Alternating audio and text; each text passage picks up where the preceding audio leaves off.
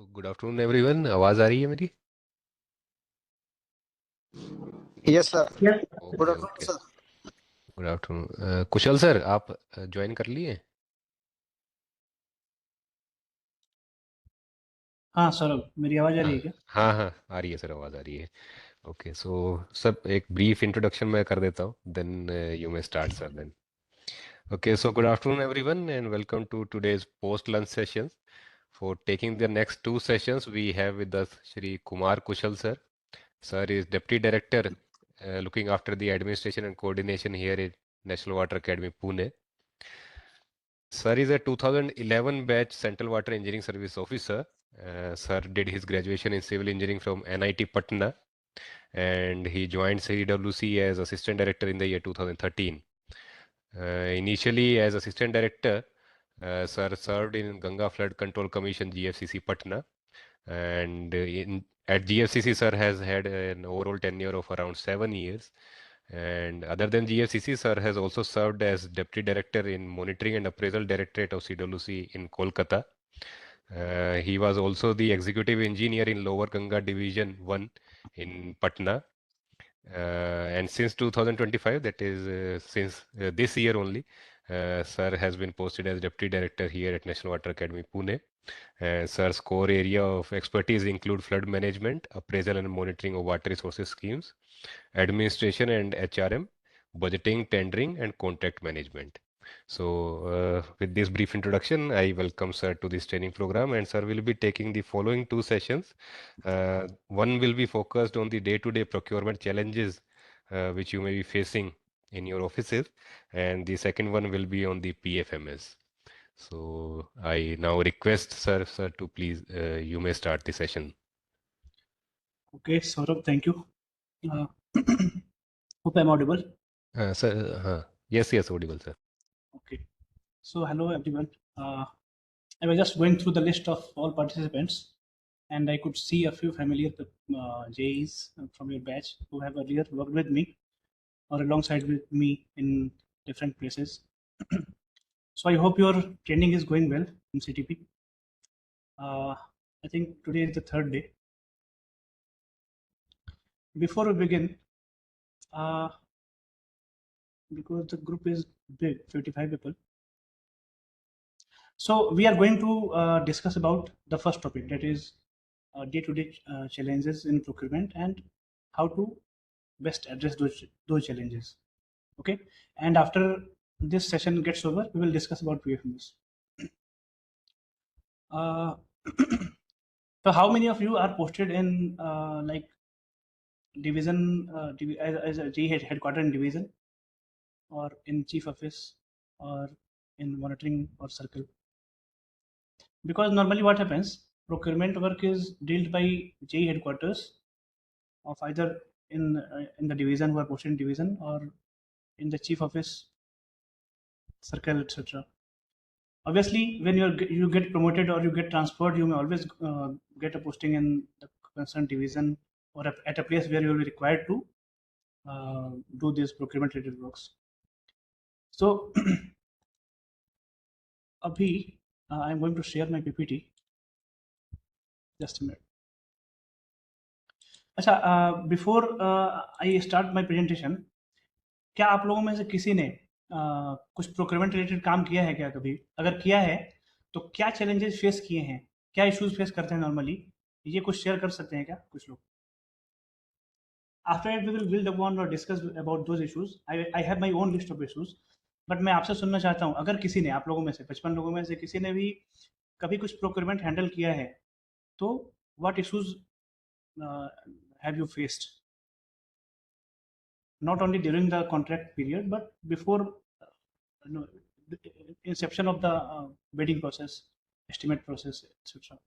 any sir yeah. Sir actually जब से GeM mandatory हुआ है सर, तो कभी कभी कुछ कुछ मतलब प्रॉब्लम्स होती हैं। Yeah. और एक तो सर अपना वो थोड़ा प्रोसेस भी सर थोड़ा टीडियस, बार बार मतलब चेयरमैन को फाइल भेज करके मतलब ये जो सर्विसेज इन सब का अप्रूवल लेते हैं सर हम लोग। Yes. मतलब अगर मतलब ये क्लैरिटी नहीं आती सर कि हम लोग जैसे कि वन पैकेट बिड कर दें तो ज़्यादा बेटर रहेगा, वरना चेयरमैन सर के पास टेक्निकल इवेल्युएट होने के बाद जाती है, फिर फाइनेंशियल इवेल्युएट होने के बाद जाती है सर। तो ओके। ये परेशानी आती है सर। और सर जैसे हमारे पास कुछ मतलब ओईएम प्रोडक्ट्स हैं ऑलरेडी। हाँ, तो सर उसके यस। मतलब जो कंज्यूमेबल्स लगते हैं ना सर, वो भी ओईएम लगते हैं, लेकिन हम ऐसा ओईएम कुछ परचेज नहीं कर पाते। हाँ, मैं इसके बारे में बात करूंगा। ठीक है, मतलब जैसे आप कंप्यूटर एचपी का खरीदना चाहते हैं और एल1 जो लोकल वाला हो गया जेम पे, ये बोल रहे हैं ना, इस तरह की चीजें कुछ। नहीं सर, जैसे कि मतलब सर जैसे कि हमें जैसे आरडीसी से लैब में कुछ सर इक्विपमेंट मिला हुआ है। हम्म, अब उसका सर मेंटेनेंस के लिए उससे सेम कंपेटेबल हमको वो चाहिए, मतलब उसका जो भी कंज्यूमेबल है सर। हम्म, तो तो क्या जनरली हम दिक्कत लोग है? उसका अनअवेलेबिलिटी जनरेट करके सर मतलब बिड करते हैं। ओके। बट उसमें क्या होता है सर कि मतलब सेम स्पेसिफिकेशन के साथ कोई ऐसा आदमी आ जाता है जो मतलब अच्छा, अनरीजनेबल कुछ भी देता है ठीक है, सर। समझ गया, समझ गया। और पूरा प्रोसेस रिपीट करना पड़ता है हमको कैंसिल करने के बाद। ओके, एक एक आपने बोला मल्टीपल टेबल्स जाती है, एक सिंगल पैकेट जी। के बारे में बात की, और एक ये वाला अभी वाला आप बोला। ठीक है, मैं इसके बारे में बात करूंगा। आप कहाँ पोस्टेड हैं प्रवीण जी? सर अभी मैं ये बीबीओ मतलब एमबीडी के अंदर पोस्टेड हूँ सर, एमबीडी गुवाहाटी में। बीटी गुवाहाटी में, मतलब चीफ डिवीजन में, या कहाँ पे? डिवीजन में sir, division. Okay. I think वहाँ पे स्वदीप है ना? जी सर। ठीक है। और किसी का कुछ एक्सपीरियंस या कुछ इनपुट दे सकते हैं, कुछ कुछ भी शेयर करना चाहें आप, कोई और? जेम पे बहुत बार जो बिल हम लोग प्रोसेस करते हैं वो फेल्ड हो जाता है। पीएमएस से रिटर्न आता है तो फिर बिल गायब ही हो जाता है, मिलता नहीं है। तो वो एक हाँ, हाँ। प्रॉब्लम होता है जेम पे। अच्छा, और पहले सर एक दिन और राकेश ने बोलिए। कभी एक गाड़ी प्रोक्योरमेंट किया था मैंने। उसमें हुँ, गाड़ी प्रोक्योरमेंट करने के बाद वो डिलीवरी करने से पहले वो बोलते हैं कि पेमेंट कीजिए। तो उस ओके, समय हम लोग सीआरएसी मतलब जनरेट करना पड़ता पहले डिलीवरी से पहले ही। तो उस इशू में क्या किया जाएगा? ओके। ठीक है, एडवांस पेमेंट के बारे में भी हम बात करेंगे। अच्छा, ठीक है। अच्छा, जेम सर पे जो एक्चुअल प्रोसेस हम करते हैं, मतलब जो भी स्टेप्स हैं, वो राकेश रघुवंशी यहाँ पे एडी2 हैं, उन्होंने बताया होगा आपको। तो ठीक है, बाकी एक आध इश्यूज़ वो भी हम टेकअप कर सकते हैं। और कोई कुछ बोलना चाह रहा था? सर एक इशू और है सर, जैसे कि सर क्रैक जनरेट करने के पहले हमें हुँ। क्या चीज़ें ध्यान देनी है सर? नहीं, एक एक्चुअली बताइए। ये जो आप इश्यूज़ बता रहे हैं ना, ये जेम पर ठीक है, मैं समझ गया। मैं कुछ और पूछ रहा था। प्रोक्योरमेंट चलिए ठीक है। सीआरसी जनरेट करने के पहले क्या ध्यान देना? ओके, ठीक है। मैं बोलना चाह रहा था कि प्रोक्योर जैसे आपके एक सीएन ने आपको कहा, या कुछ खरीदना है आपको ऑफिस के लिए, जैसे गाड़ी हो गया या कोई इक्विपमेंट हो गया, एसी हो गया, टेबल, कुछ भी हो सकता है। तो क्या चैलेंजेस आती हैं पहले, सबसे पहले? फिर आप जब टेंडरिंग या बिडिंग करते हैं, या इवन डायरेक्ट प्रोक्योरमेंट भी करते होंगे कुछ कुछ केसेस में, और उसके बाद डिलीवरी के टाइम, इवन पेमेंट में, या कॉन्ट्रैक्ट अगर हुआ है आपने किया है, तो उस स्टेज में क्या इशूज आते हैं? कोई बात नहीं। ठीक है, तो हम हमारे पास 5-6 चीज़ें आई हैं, और मैंने कुछ खुद भी कुछ नोट डाउन किया है based on my experience in the division as an executive engineer, और उसके पहले भी। तो we will discuss about those. I hope कि आप लोगों को, मैक्सिमम लोगों को, ये टेंडर जो डिविजन्स में होते हैं, मैन पावर वाले, हाउसकीपिंग, सपोर्ट सर्विसेज, सुपरवाइजर, इसके बारे में पता होगा। थोड़ा बहुत आइडिया होगा कि क्या मतलब ऐसा टेंडर होता है, ये पता होगा। तो क्या क्या इश्यूज आते हैं, ये हम डिस्कस करेंगे अभी। मैं अभी अपना एक पीपीटी शेयर करता हूँ। उस पीपीटी में वैसे तो प्रोक्योरमेंट के बारे में है वो पीपीटी, बट उसमें मैंने कुछ एक आध स्लाइड जोड़ी हैं जो इश्यूज आते हैं, और फिर हम उसको वन बाय वन डिस्कस करेंगे, और बहुत इंपॉर्टेंट है। मैंने अपने एक्सपीरियंस से, जो कि काफ़ी टाइम से कर रहा हूँ प्रोक्योरमेंट, और कुछ बहुत सारे इश्यूज भी फेस किए हैं, तो वो आप ध्यान दीजिएगा इस चीज़ पे, ठीक है, जो भी मैं आपको बता रहा हूँ। और आपने भी किया है, कई लोगों ने किया होगा, काफ़ी अच्छा काम भी करते हैं। तो एक सेकंड, एक मैसेज आया, सम आइटम्स। आप लोग बोल सकते हैं, you can always speak in either in English और Hindi, whatever you are comfortable with. Sir, some items gym are not meeting our request quality. Okay, specification, very important point. The same point which I think Siddhant has mentioned और somebody else has mentioned। ये important point है। मैंने आज जो सुबह में points बनाए थे आपको बताने के लिए, डिस्कस करने के लिए, उसमें ये पॉइंट सबसे ऊपर मैंने रखा था। मैं डिस्कस करता हूँ। तो इंपॉर्टेंट चीज़ है, आप एक बार देखिए, मैं शेयर कर रहा हूँ। एक सेकंड।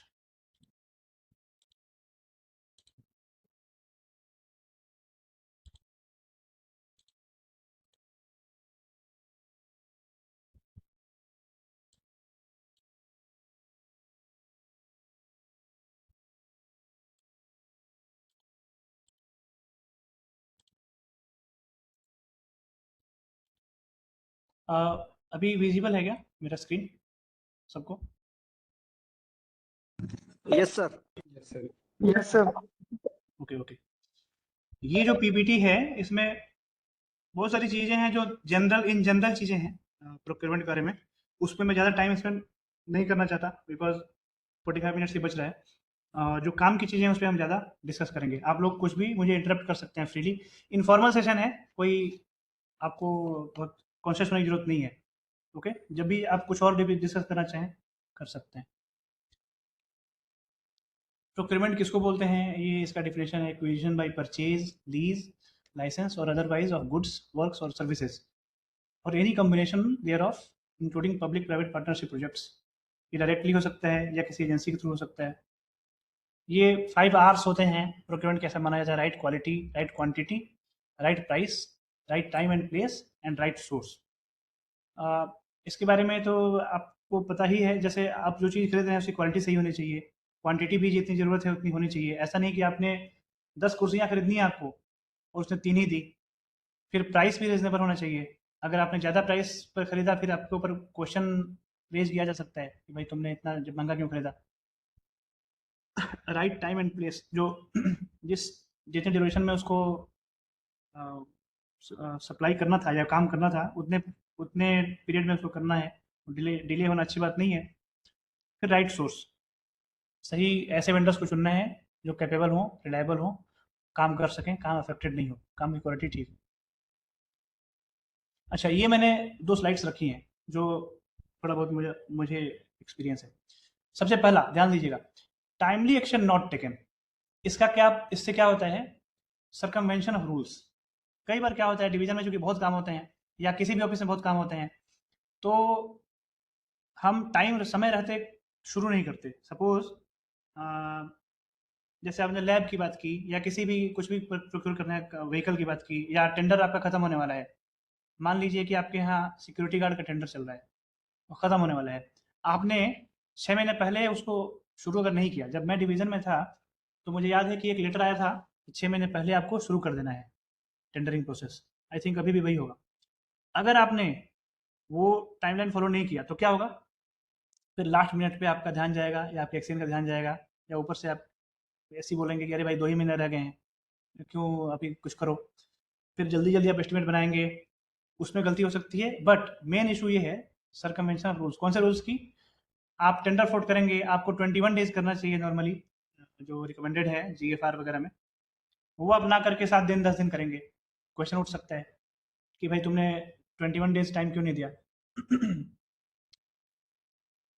और भी इस तरह की कई चीज़ें हो सकती हैं, जैसे कि इसका भी गाइडलाइंस है कि कितने दिन में आपको इवेल्यूशन कर देना है, कितने दिन में आपको टेक्निकल वगैरह जो भी स्टेजेस होते हैं वो सब करके भेजना है, फिर टोटल कितना टाइम लगना चाहिए। उसमें भी आप उसको स्टिक नहीं कर पाएंगे उस हिसाब से। दूसरा, एलिगेशंस ऑफ करप्शन, ये भी बहुत इंपॉर्टेंट है। आपको सपोज आप टेंडर करेंगे या कुछ भी प्रोक्योरमेंट करेंगे, तो आपने सही भी काम किया रहेगा, कई बार ऐसा होता है, हो चुका है, तो आपने सही भी किया हो, बट चूंकि आपने वो प्रोसीजर फॉलो शायद नहीं कर पाए, ठीक से नहीं किया, कहीं वो कुछ चूक हो गई, तो आपको दूसरी पार्टी या कोई आपका कलीग या जूनियर या सीनियर या कोई भी कह सकता है कि भाई तुमने मैलिफाइड इंटेंशन से काम किया है, तुमने तो करप्शन किया है, क्यों ऐसा किया, तुम्हारा इंटेंशन सही नहीं था। तो आप क्या करेंगे? ये हो सकता है आप करप्शन करें या ना करें। और आप जानते होंगे कि आजकल बहुत सारे कंप्लेंट्स भी हो रहे हैं, खासकर ये सपोर्ट सर्विसेज या मैन पावर के टेंडर्स जो होते हैं, इवन गुड्स टेंडर्स में भी, गुड्स के परचेज में भी एलिगेशंस ऑफ करप्शन ना लगे आपके ऊपर, इसके लिए आपको क्या करना चाहिए?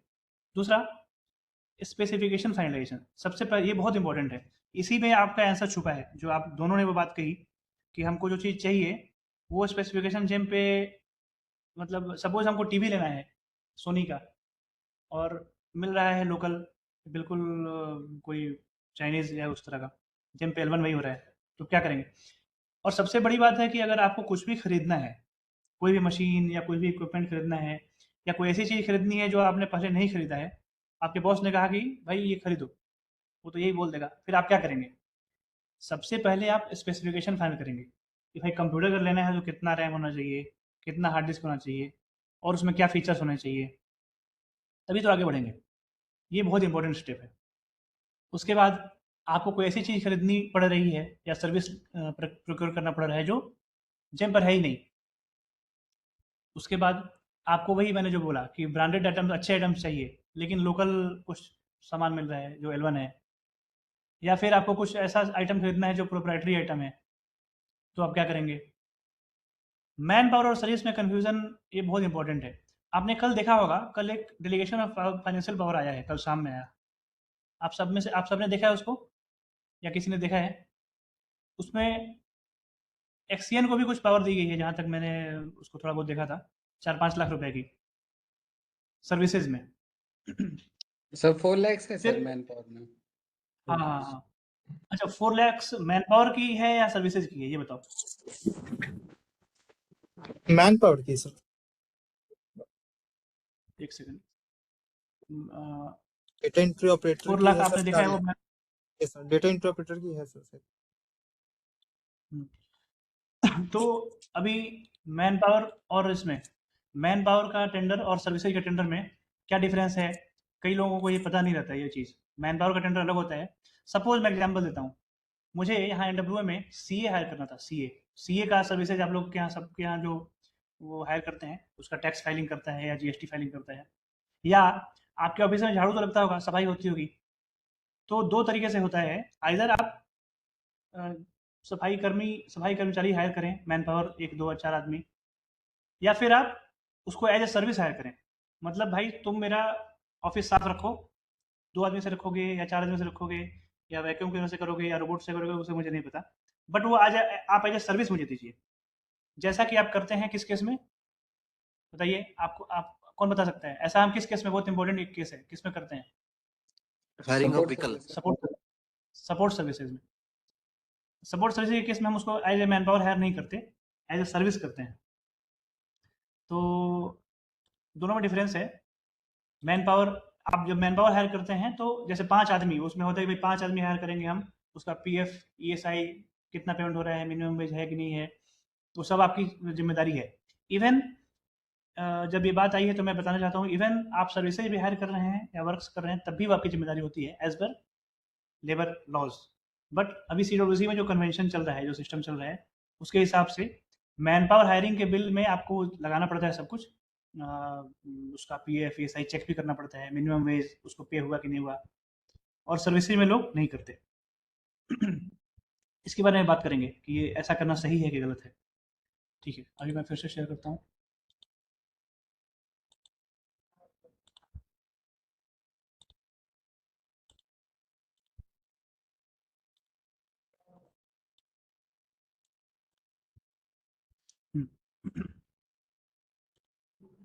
अच्छा, वर्क्स और सर्विसेज में डिफरेंस है। ये बात करीब 2-3 साल 4 साल पहले तक सर्विसेज और वर्क्स को इंटरचेंजेबली लोग यूज़ करते थे। मतलब आपको नाव हायर करनी है, मान लीजिए, या गाड़ी, या कुछ सपोर्ट सर्विस टाइप का ही कोई मैन पावर सर्विस हायर करनी है, तो वर्क्स की एक पावर थी, आई थिंक 2018 की एक पावर थी, उसी को यूज़ करते थे कि भाई एक्सीएन में इतनी पावर है, डायरेक्टर में इतनी पावर है। बट उसके उस समय जो डायरेक्टर फाइनेंस आए थे, श्री प्रदीप कुमार शुक्ला जी, उन्होंने पॉइंट आउट किया और बिल्कुल सही किया कि सर्विसेज अलग चीज़ है और वर्क्स अलग चीज़ है। वर्क्स का मतलब जैसा आप लोग समझ पा रहे होंगे, सिविल वर्क होता है। 3 तरह के वर्क्स होते हैं, ओरिजिनल वर्क, माइनर वर्क और रिपेयर वर्क। और सर्विसेज तो अलग चीज़ होती हैं, जैसे आप जो भी सर्विस मैन पावर हायर करते हैं, सफाई, प्रिंटिंग, नाव, गाड़ी, वो सब सर्विसेज हैं। एक और इम्पॉर्टेंट इशू आता है कि सेलर ने, कई बार वो सेलर जो टेंडर डालता है, बिड डालता है, उसने MSC एग्जाम्पशन अप्लाई नहीं करता वो जेम पोर्टल पे। तो इसका परिणाम ये होता है कि भले ही वो MSC है, MSC का मतलब पता है ना आपको, MSC क्या होता है? किसी को पता है क्या MSC? Micro small enterprise sir. Yes, micro और स्मॉल एंटरप्राइजेज को छूट मिलती है। सरकार ने क्या कहा है कि भाई छोटे जो कॉन्ट्रैक्टर्स हैं, छोटे जो कंपनियां हैं, उनको हम कुछ सम सॉर्ट ऑफ रिजर्वेशन, इसको समझ लीजिए, वो देंगे, उसको हम कुछ छूट देंगे। तो टेंडर वगैरह जो भी हम बिडिंग वगैरह करते हैं, उसमें इन लोगों को विशेष छूट दी जाती है, प्लस स्टार्टअप्स को भी। तो उसके लिए उद्यम सर्टिफिकेट रहता है जो हम चेक करते हैं, उद्यम पे उसका स्टेटस लिखा रहता है, माइक्रो या स्मॉल, मीडियम को नहीं मिलता। लेकिन भले ही उसका उद्यम है और माइक्रो है, वो जेम पर वो अप्लाई नहीं कर पाता, भूल जाता है बिडर। ऐसे केसेस भी कई हुए हैं हमारे सामने। तो क्या करना है आपको, ईएमडी नहीं देता। जब भी हम टेंडर करते हैं तो हम एक फीस लेते हैं नॉर्मली, तो वो फीस जो होती है वो एमएससी, ये एमएससी जो होते हैं इनको छूट मिली रहती है। बट कई बार उसने अप्लाई नहीं किया छूट और ये भी नहीं दिया, तो आप क्या करेंगे? या मीडियम कैटेगरी का एंटरप्राइज है और उसने भी ईएमडी नहीं दिया, तो आप क्या करेंगे? उसके बाद L1 जो होता है वो एमएसएमई नहीं होता। ऐसा भी हो सकता है कि उसने आइदर वो एमएसएमई नहीं, एमएससी नहीं है, या फिर उसने क्लेम करना वो भूल गया। फिर एक ये भी केस बहुत आते हैं आजकल कि उद्यम सर्टिफिकेट जो है उसमें है तो माइक्रो या स्मॉल कैटेगरी में बिडर, लेकिन ट्रेडिंग वाला है, मतलब वो खरीदने बेचने वाला वो काम करता है। तो इस केस में क्या करेंगे? फिर शॉर्टफॉल डॉक्यूमेंट हम जब मांगते हैं, जब भी हम टेंडर करते हैं, तो उसमें कुछ बिडर्स जो होते हैं वो कुछ कागज़ जमा नहीं कर पाते या भूल जाते हैं, या जमा करना चाहिए था कुछ और कर देते हैं कुछ और। तो हम शॉर्टफॉल मांगते हैं, इसकी कितनी टाइम लिमिट होनी चाहिए, और वो मेल से ले सकते हैं क्या, व्हाट्सएप से ले सकते हैं क्या, हार्ड कॉपी ले सकते हैं क्या, ये चीज़। बिड के लिए कितना टाइम होना चाहिए कि हमको देना ठीक रहेगा।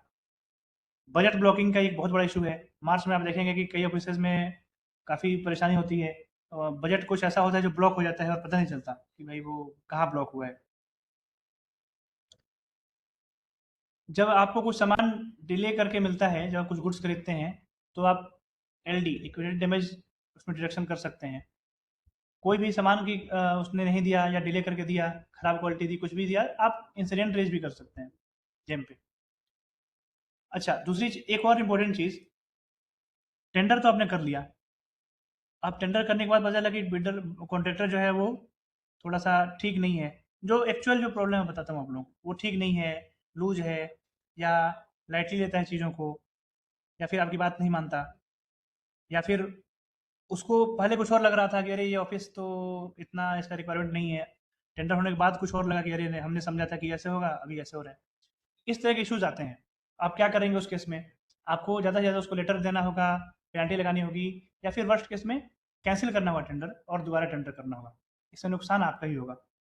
आपका नुकसान क्यों होगा कि भाई आप री-टेंडर करेंगे, कैंसिल करेंगे, फिर 2, 4, 6 महीने लगेंगे, तब तक आपका काम कैसे होगा?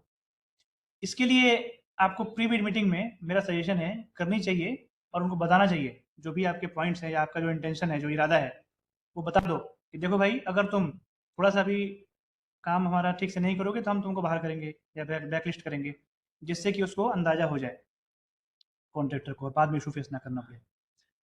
जेम पे जब आप कॉन्ट्रैक्ट जनरेट करते हैं, तो ये एक बहुत पेक्युलर इशू है, जिसने जेम पे काम किया है उसको पता होगा।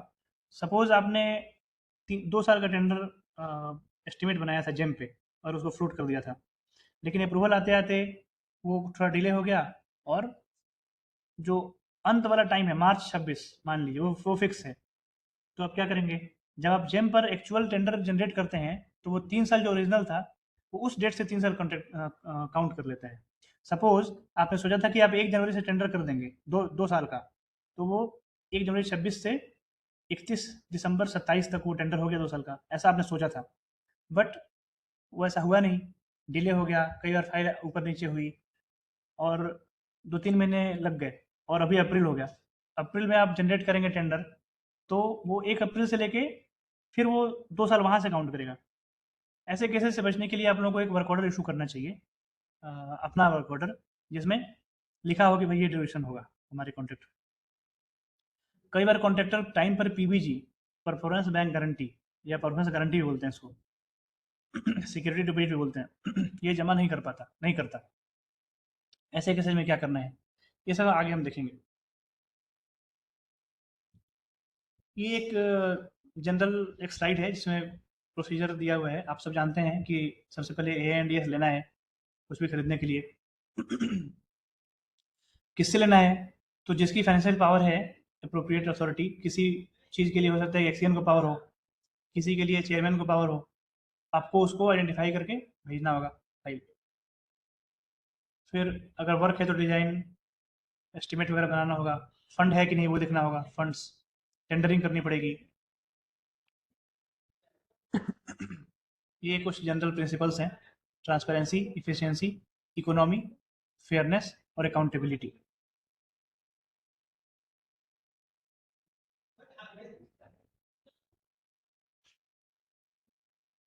ये प्रोक्योरमेंट साइकिल बोलते हैं इसको।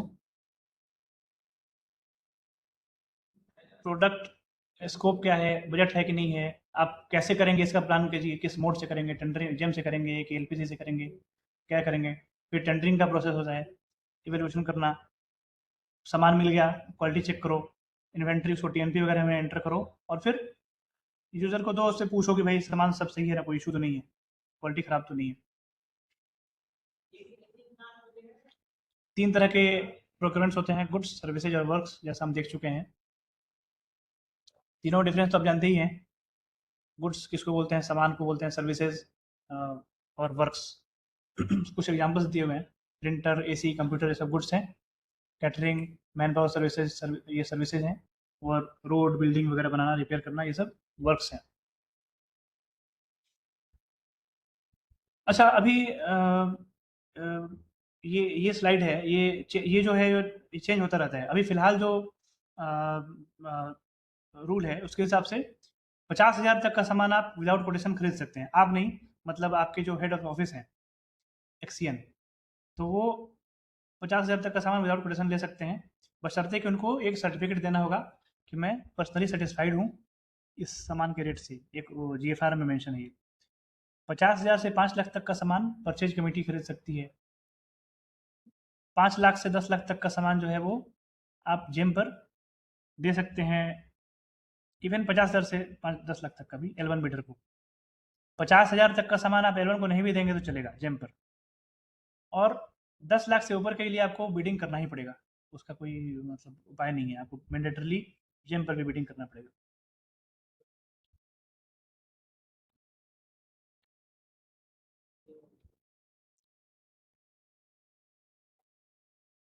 देखिए, ये 2 तरह का ऑप्शन हो सकता है, या तो जेम में हो या जेम में नहीं हो।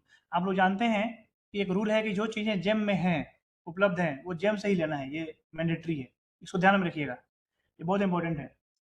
अगर आपको एसी लेना है या कुर्सी लेनी है, कुछ भी लेना है, कंप्यूटर लेना है, और आपने जेम के बाहर से लिया जबकि वो जेम पे था, तो आपके खिलाफ एक्शन लिया जा सकता है। जैसा मैं बोल रहा था, 50,000 तक किसी भी अगर जेम पे है, 50,000 तक L1 से ना लें तो भी चलेगा, किसी से भी ले सकते हैं। 50,000 से 10,000 तक L1 को लीजिए, डायरेक्ट ऑर्डर प्लेस कर सकते हैं। 10,000 से ऊपर आपको बिडिंग करना ही पड़ेगा।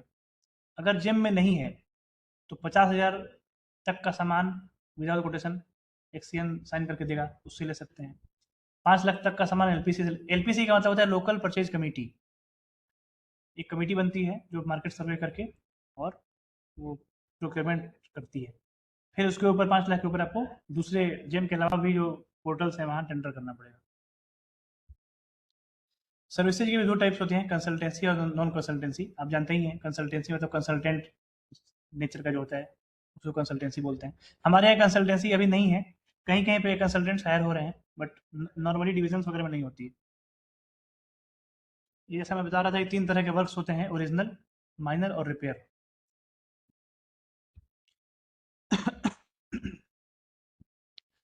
60 लाख तक का ये बहुत इंपॉर्टेंट नहीं है, इसलिए मैं जल्दी जल्दी कर रहा हूँ। 60 लाख तक का वर्क्स जो है वो मिनिस्ट्री या डिपार्टमेंट खुद कर सकती है, ठीक है। 60 लाख से ऊपर का आपको CPWD, EPWD किसी PSU वगैरह से कराना पड़ेगा, ठीक है। 10 लाख तक आप लिमिटेड टेंडर कर सकते हैं, 10 लाख के ऊपर आपको ओपन टेंडर करना पड़ेगा।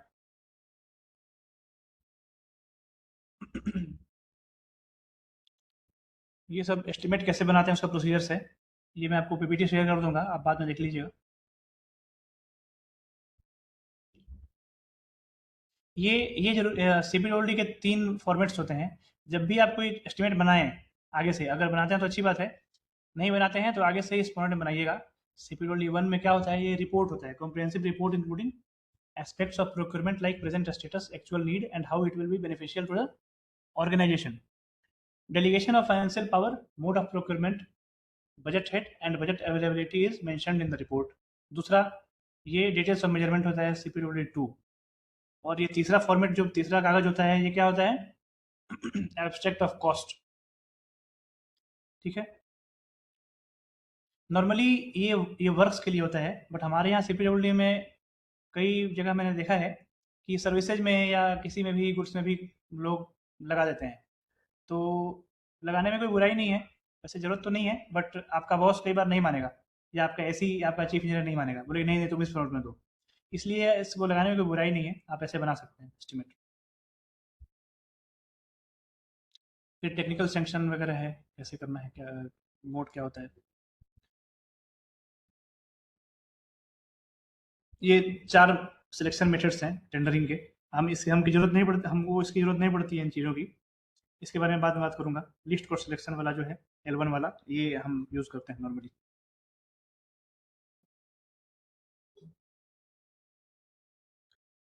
बिड डॉक्यूमेंट प्रिपरेशन, उसको पब्लिश करना, फिर प्री बिड मीटिंग करना, किसी को कुछ डाउट्स है तो वो पूछना, क्लेरिफाई करना उसको, बिड को सबमिट करना और ओपन करना, उसका एवेल्युएशन करना, फिर टेंडर अवार्ड करना, कॉन्ट्रैक्ट साइन करना, सिक्योरिटी डिपॉजिट वगैरह लेना। ये स्टेजेज हैं टेंडरिंग प्रोसेस के। सबसे इंपॉर्टेंट जो स्टेज है टेंडरिंग का वो यही है, क्योंकि सबसे ज़्यादा कंप्लेंट्स इसी में आते हैं, आपको उससे बचना है। इसीलिए वैल्यूएशन ऑफ बिड्स पर आप विशेष ध्यान दीजिएगा। मैंने एक और डॉक्यूमेंट में लाया हूँ, उसको आपको डिस्कस करता हूँ अभी।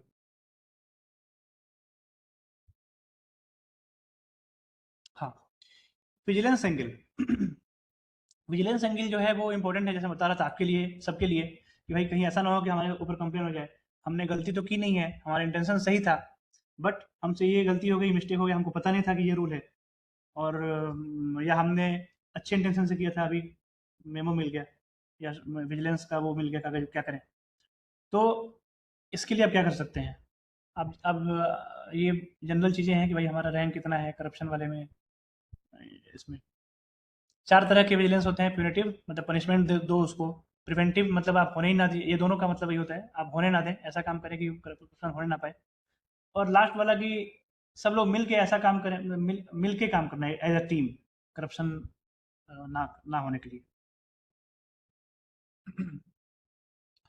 गाइडलाइंस 2-3 गाइडलाइंस हैं, 3-4 कैटेगरी हैं। एक कॉन्स्टिट्यूशन ऑफ इंडिया ही है, फिर GFR जनरल फाइनेंशियल रूल्स, ये सबसे इंपॉर्टेंट, आपका जो बाइबल होता है फाइनेंशियल चीज़ों के लिए वो यही होता है GFR।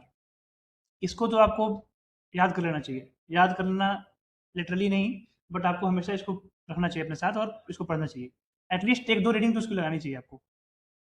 DFPR ये भी 2024 में रिवाइज हुआ है, आपने देखा होगा। फिर कोई और गाइडलाइन CBC गाइडलाइंस होती है, कोई और भी गाइडलाइंस हो सकती है। मिनिस्ट्री ऑफ फाइनेंस के मैनुअल्स भी बहुत इंपॉर्टेंट है।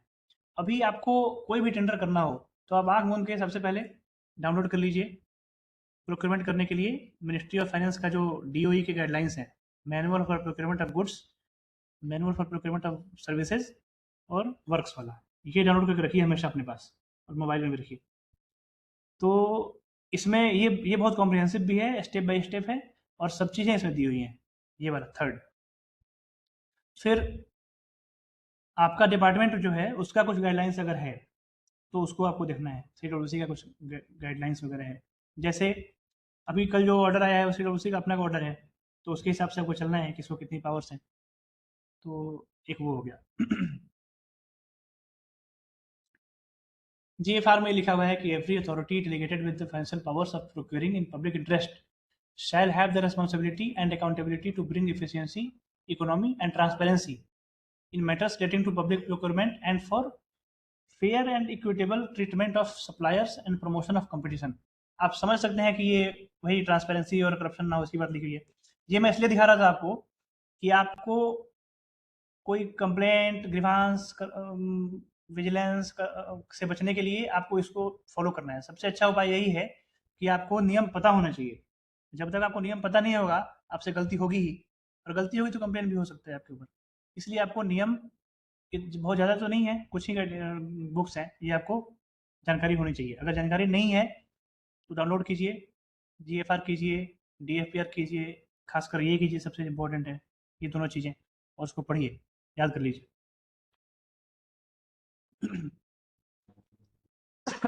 ये एक बहुत इंटरेस्टिंग डिबेट है। आप सब जानते होंगे कि हमको L1 बीडर को देना पड़ता है टेंडर, और L1 बिडर को कई बार वो क्वालिटी उसकी अच्छी नहीं हो पाती। अभी किसी ने बोला भी था हमसे कि L1 बिडर का जो क्वालिटी होती है कई बार अच्छी नहीं होती। तो क्या ये उचित है कि हम L1 को दें? अगर हम L1 को नहीं देंगे तो फिर इससे क्या होगा कि भाई डिस्क्रिशन का स्कोप खुलेगा और कंप्लेन होंगे कि भाई तुमने मिलीभगत की, आपने किसी मित्र को दे दिया टेंडर। अगर हम L1 को देंगे तो क्वालिटी कंप्रोमाइज हो सकती है। क्या किया जाए? आप देख सकते हैं कि सीबीसी वगैरह का ऑब्जर्वेशंस और काफ़ी जगह न्यूज़ में और उसमें भी आ रही हैं चीज़ें कि भाई ये L1 वाला मेथड जो है वो सही है कि नहीं। अगर सही भी है तो क्या इसको आंख मूंद कर मानना चाहिए? क्या करना चाहिए?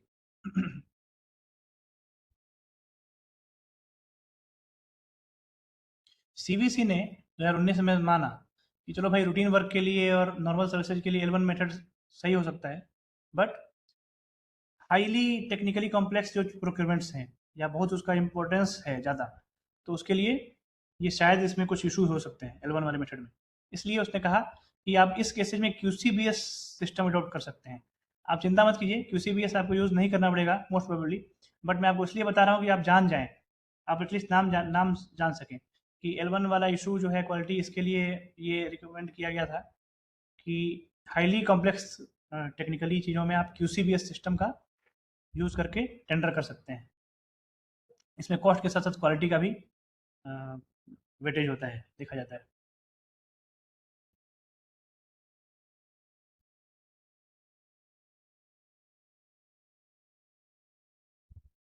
देखिए, अभी इस वाले गाइडलाइंस में भी आपने देखा कि चलो QCBS मेथड तो उसने वर्क्स वगैरह के लिए उसने कर दिया, बट गुड्स का क्या?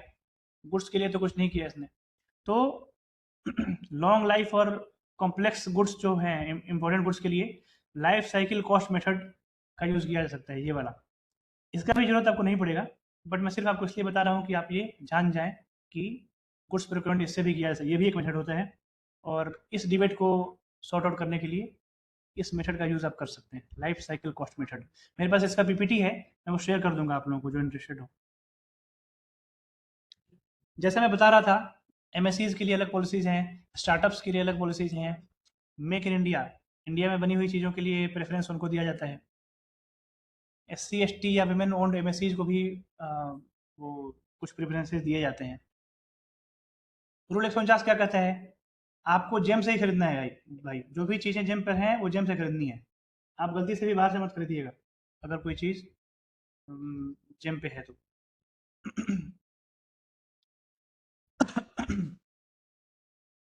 50,000 से 10 लाख तक की चीज़ आप L1 को डायरेक्टली दे सकते हैं। 10 लाख से ऊपर आपको बिड करना ही पड़ेगा जेम पे। 154 इंपॉर्टेंट रूल है। कई बार जो चीज़ जेम पे नहीं है, छोटी सी चीज़ है, कुछ 2 4 5 10 हज़ार की, 50,000 तक का ऐसा लिमिट है, तो आप बाजार से एक आध कोटेशन ला कर या बिना कोटेशन का भी सीधे खरीद सकते हैं। अपने एक्सीएन को बोलिएगा कि उस पर वो कर दे, सर्टिफिकेट दे दे। नॉर्मली वो हेड ऑफिस, पहले हेड ऑफ ऑफिस दिया करता था, अभी वो वो सर्टिफिकेट कौन देगा? ये वाला, I am personally satisfied that these goods purchased are of the requisite quality and specification and have been purchased from reliable supplier at the reasonable price। ये नॉर्मली एक्सचेंज दिया करता है। अगर वो डेलीगेट कर दे एसडी को तो एसडी भी दे सकता है। 155 जो है वो एलपीसी की बात करता है, लोकल परचेज कमेटी। अगर एक आध लाख की चीज़ है, जेम पे नहीं है, तो क्या करेंगे? लोकल परचेज कमेटी से खरीद सकते हैं। 3 लोग होने चाहिए इसमें, एचओडी उसको वो करता है। ये सर्टिफिकेट देना पड़ता है एलपीसी के मेंबर्स को। ये सब मैं जीएफआर को कोट कर रहा हूँ। ये रूल 149, 154, 155 ये जीएफआर, जनरल फाइनेंशियल रूल्स के रूल्स हैं। ये नॉर्मल जो हम टेंडरिंग करते हैं, एडवर्टाइज टेंडर करते हैं, उसका वो है। 50 लाख से ऊपर की चीज़ों को आपको बहुत ही वाइड पब्लिसिटी करनी होगी।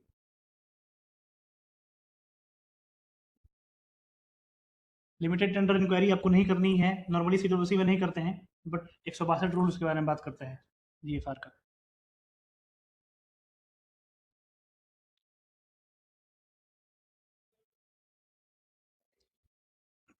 ठीक है, अभी मैं वो मेन जो डॉक्यूमेंट जिसकी बात कर रहा था वो वो शेयर करता हूँ आपके साथ।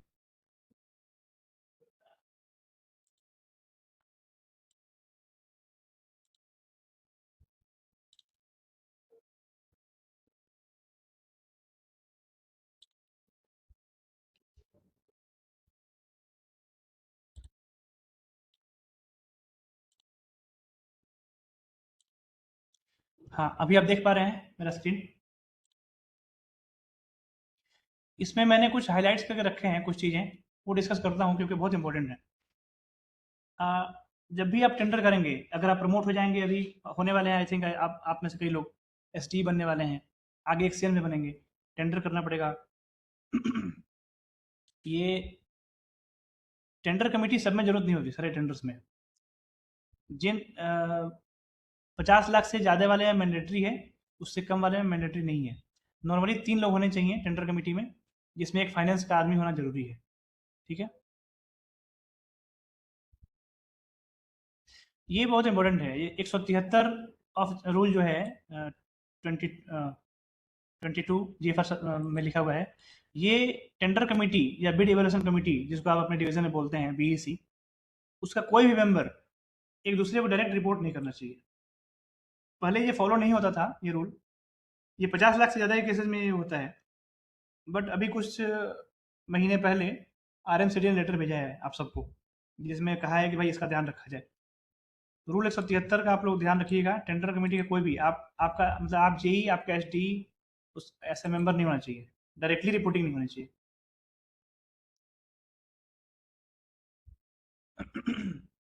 ये एक schedule of procurement sir power. हाँ, सर 50 लाख से नीचे बीसी की जरूरत नहीं है क्या? नहीं 50 लाख से ऊपर, एक्चुअली वही बता रहा हूँ, यहाँ पे वही लिखा हुआ है। ये जो है शेड्यूल ऑफ प्रोक्योरमेंट पावर्स, इसमें लिखा रहता है कि वो क्या थ्रेशोल्ड वैल्यू होनी चाहिए। ये देखिए, दिख रहा है आपको? ये दिख रहा है? देख पा रहे हैं स्क्रीन? जी सर, जी सर। एक थ्रेशोल्ड वैल्यू डिसाइड की जाती है जिसके नीचे बीसी की जरूरत नहीं होगी और उसके ऊपर बीसी की जरूरत होगी। तो हमारे यहाँ अभी सीडब्ल्यूसी में ऐसा कोई डिसाइड नहीं किया गया है, इसलिए हम करते हैं।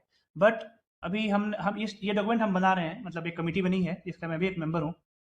तो हमने सोचा है कि हम एक थ्रेशोल्ड रखेंगे, क्योंकि आप देखेंगे रेलवे में या किसी दूसरे डिपार्टमेंट सीपीडब्ल्यूडी में एसडी या जेई ही खुद छोटे 2, 4, 5, 10 लाख का टेंडर तो खुद ही कर लेते हैं, बीसी जरूरत नहीं पड़ती। तो एक थ्रेशोल्ड वैल्यू हम भी डिसाइड करेंगे जिसके नीचे बीसी जरूरत नहीं होगी। ओके, जी सर। ये कह रहा है कि टेंडरिंग का जो भी स्टेजेज है, एएनडीएस लेना, टेंडर फ्लोट करना, टेक्निकल इवेल्युएशन, फाइनेंशियल इवेल्युएशन वगैरह में आप जो कॉम्पिटेंट अथॉरिटी है उसका अप्रूवल जरूर लीजिए, खुद मत कीजिए, रिटन अप्रूवल लेकर ही काम किया कीजिए। कई बार क्या होता है, कई डिविजन्स में शायद आपको पता होगा कि टेक्निकल इवेल्युएशन वो लोग कर लेते हैं, फिर वो फाइनेंशियल बिड ओपन कर लेते हैं खुद ही, और तब फाइल भेजते हैं हेडक्वार्टर। वो ऐसा होता भी है, अप्रूवल मिल भी जाता है कभी कभी, बट ऐसा करना नहीं चाहिए। मेरा सजेशन है कि आप उसको ना करें, बिकॉज सपोज आपकी फाइल आरएमसीडी गई, आरएमसीडी ने लौटा दिया कि नहीं भाई तुमने इसको बाहर क्यों निकाल दिया, ये तो ठीक था, या चीफ ऑफिस में ही लौट गया आपकी फाइल, तो आप क्या करेंगे? आप तो ऑलरेडी उसको बाहर कर चुके हैं ना। तो टेक्निकल इवेल्यूशन का अप्रूवल लीजिए जो भी अथॉरिटी है उससे, तब फिर फाइनेंशियल ओपन कीजिए। इसमें डिले होता है, टाइम लगता है, बट वो रिकमेंडेड है करना। कॉम्परेटिव स्टेटमेंट आप जानते हैं क्या होता है?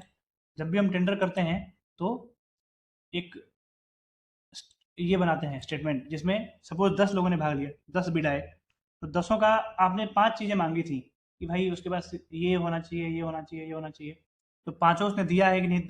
ये पाँचों कागज सब 10 ने दिए हैं या नहीं दिए हैं? कुछ टेक्निकल स्पेसिफिकेशन अगर आपने मांगा था तो वो उसका मैच करता है कि नहीं? सपोज आपने कंप्यूटर आप लोग को खरीदना था i7, तो आपने i7 मांगा, उसने i5 तो नहीं दे दिया। ऐसे करके वो बनता है स्टेटमेंट, इसको सीएस बोलते हैं, कॉम्परेटिव स्टेटमेंट। जब भी टेक्निकल इवैल्यूएशन होता है खासकर और फाइनेंशियल, तो ये शीट जरूर बनती है उसमें। अच्छा, अनरेस्पॉन्सिव बिड्स, जो भी बिड आते हैं आप उसका इवैल्यूएशन करते हैं, तो कुछ चीज़ों में जैसे या तो उसका फॉर्मेट ठीक नहीं है, गड़बड़ है उसके बिड का, या उसने ईएमडी नहीं दिया, या आपने जो एलिजिबिलिटी क्राइटेरिया फिक्स किया हुआ था उसको वो मैच नहीं कर रहा है, और भी केसेस इसमें दिए हुए हैं। तो इन सब केसेस में आप उसको कह देंगे कि भाई तुम्हारा बिड अनरेस्पॉन्सिव है, ये ठीक नहीं है।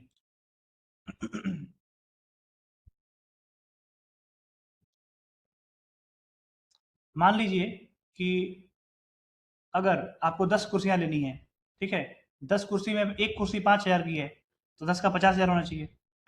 और उसने 5 लाख लिख दिया, एक जीरो बढ़ा दिया, तो आप क्या करेंगे? यूनिट प्राइस अलग है और टोटल प्राइस अलग है, तो यूनिट प्राइस जो है वही प्रिवेल करेगा, वो मानेंगे हम, ठीक है। उसी तरह अगर वर्ड्स में अमाउंट कुछ और लिखा हुआ है, डिजिट में कुछ और है, तो क्या होगा? वर्ड्स वाला माना जाएगा। उसके बाद अगर उसने कुछ स्कैन करके कोई कागज़ अपलोड किया, ओरिजिनल कुछ और दिया, तो ये तो जाहिर सी बात है, कॉमन सेंस है कि ओरिजिनल वाला ही प्रिवेल करेगा।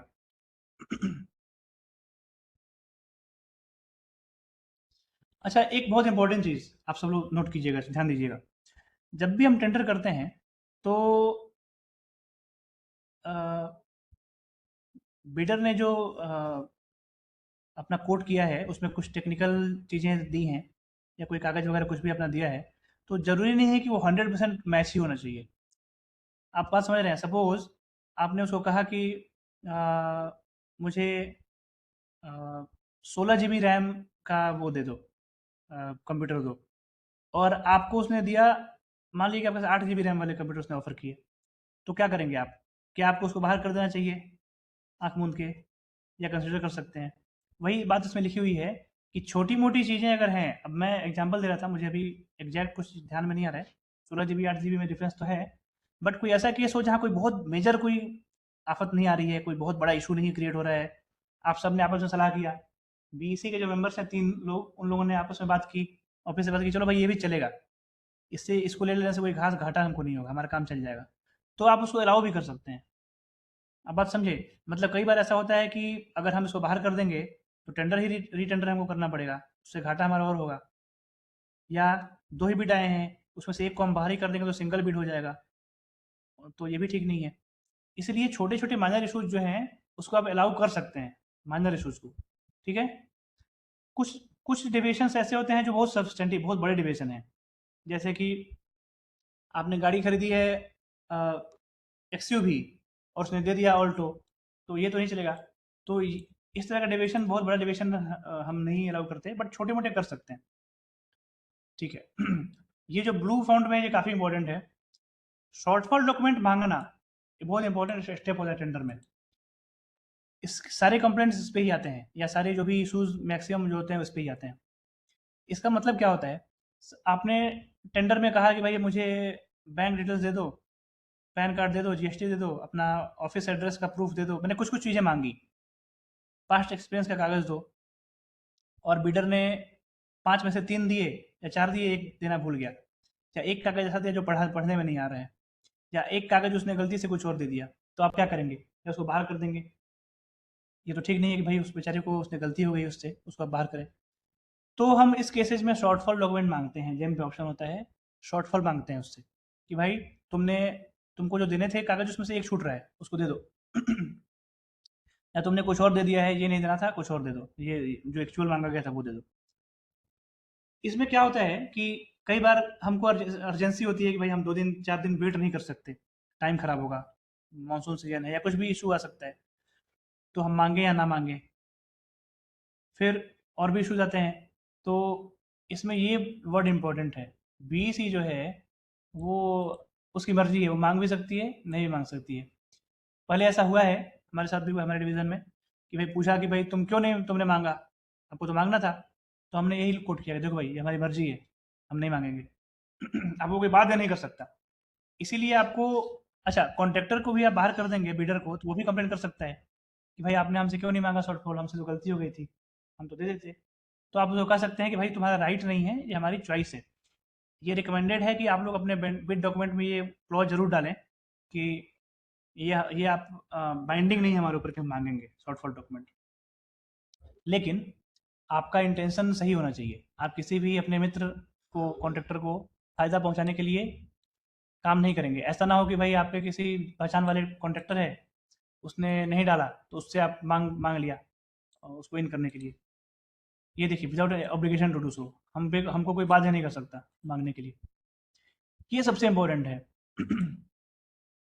शॉर्टफॉल डॉक्यूमेंट हमेशा हिस्टोरिकल होना चाहिए, मतलब वो डॉक्यूमेंट ऑलरेडी है, ये नहीं कि अब वो बनवा कर देगा। कई बार हमको एक सीए से सर्टिफिकेट लेना होता है कि भाई तुम्हारे पास कैश फ्लो है, डॉक्यूमेंट है कि नहीं, वो दे दो, बड़े बड़े टेंडर्स में। तो ऐसे केसेज होते हैं कि वो जब हम मांगते हैं उसके बाद वो बनवा कर देता है सीए से, तो वो हम नो नहीं चलेगा। हिस्टोरिकल होना चाहिए, वो पहले से एग्जिस्ट करना चाहिए डॉक्यूमेंट, तभी वो माना जाएगा।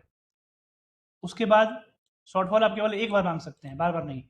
मान लीजिए आपने एक बार मांग लिया और वो देना था वो भूल गया देना, तो आप क्या करेंगे? अब दोबारा मांगने का ऑप्शन आपके पास नहीं है, ना आपको मांगना चाहिए। एक और इम्पोर्टेंट चीज़ है कि भाई शॉर्टफॉल डॉक्यूमेंट का जो टाइम लिमिट है, 2 दिन या 4 दिन जो भी आप डाल रहे हैं अपने टेंडर में, 2 दिन नॉर्मली डालते हैं लोग, उसके बाद वो देगा तो हम उसको नहीं एंटरटेन करेंगे। जिम पोर्टल उसको अलाउ भी नहीं करेगा। कई बार वो लोग मेल से भेज देते हैं, मेल से कि सर वो हम भूल गए थे या बीमार पड़ गए थे या अभी हमने देखा, तो वो भी एंटरटेन नहीं करना है आपको। जेम पोर्टल पे जो आया उसको ही एंटरटेन करना है। ओनली रिलेटेड शॉर्टफॉल डॉक्यूमेंट मांगना है, ये नहीं कि कुछ भी कुछ दिया कुछ और, आपने मांग कुछ और लिया उसको क्वालिफाई करने के लिए। जैसे कि उसने एक सप्लाई ऑर्डर दिया है और कंप्लीशन सर्टिफिकेट मिसिंग है, तो आप वही मांगिए, ये नहीं कि कुछ और मांग लिया, उसका पैन कार्ड मांग लिया।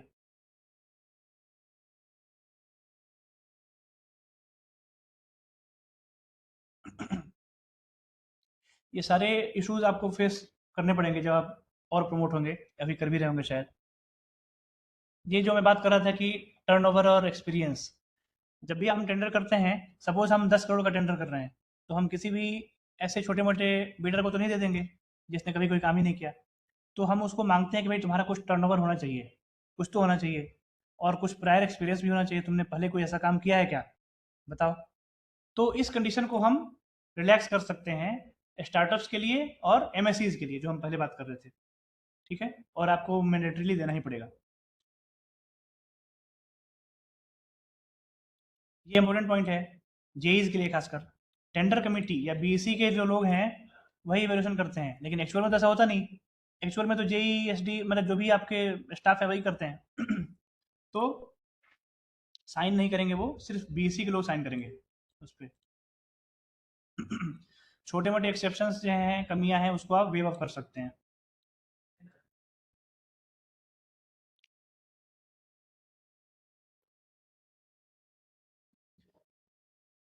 जो भी ईएमडी उसने दिया था, जैसे मैंने आपको बताया कि जब भी हम टेंडर करते हैं तो फ्री में नहीं करते, उसका कुछ फीस लगती है जिसको हम ईएमडी बोलते हैं, अर्नेस्ट मनी डिपॉजिट बोलते हैं। वो ईएमडी जो कॉन्ट्रैक्टर नहीं देता उसको हम बाहर करते हैं, उसका बिड हम नहीं एक्सेप्ट करते। तो टेंडर खुलने के बाद या टेक्निकल एवोल्यूशन के बाद जिसको आपने बाहर कर दिया उसका ईएमडी लौटा दो भाई, क्यों रखे हो। ये बहुत इंपॉर्टेंट है, कोई किसी भी ऑफिस में लौटाते नहीं। कितने मैक्सिमम 90% ऑफिस में इसको रखे रहते हैं, और ये कारण बनता है आपके ऑडिट पारा का। इसको ध्यान रखिएगा कि जब भी आपका टेक्निकल इवेल्यूशन हो जाए तो आप उसका ईएमडी जरूर लौटा दें। एक रजिस्टर बनाकर रखिए जिसमें ईएमडी वगैरह की एंट्री हो, जब ये स्टेज हो जाए तो उसको लौटा दीजिए। मैक्सिमम जगहों पे ये नहीं फॉलो होता, बट ये करना मैंडेटरी है।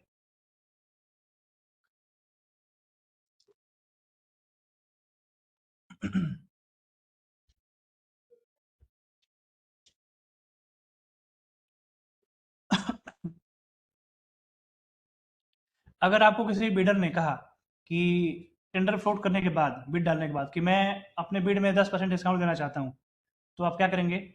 आप उस पर ध्यान नहीं देंगे, ठीक है।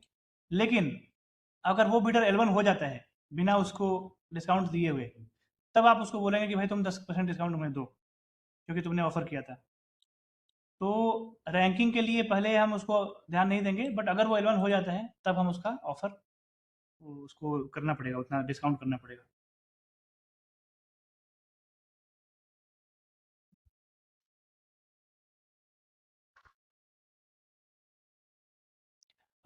ये टाइम शेड्यूल दिया हुआ है कुछ, कितने दिन में होना चाहिए, 45 दिन, 60 दिन, ये मैं आपको शेयर कर दूंगा।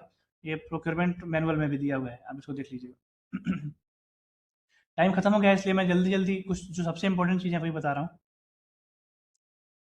अच्छा, एक इम्पॉर्टेंट चीज़ ये है, आपको पता होना चाहिए कि अगर L1 L1 बिडर जो रहता है वो विड्रॉ कर लेता है अपना ऑफर। आपने टेंडर किया, कोई बिडर है L1 हो गया और वो विड्रॉ कर लेता है कि अब हम नहीं कर पाएंगे ये काम, या हम मुझे इंटरेस्ट नहीं है, तो उस केस में आप L2 को नहीं दे सकते। पहले वो L2 को दिया जाता था, बट अभी वो रूल है कि आपको उस टेंडर को कैंसिल करना पड़ेगा, रीटेंडरिंग करनी पड़ेगी।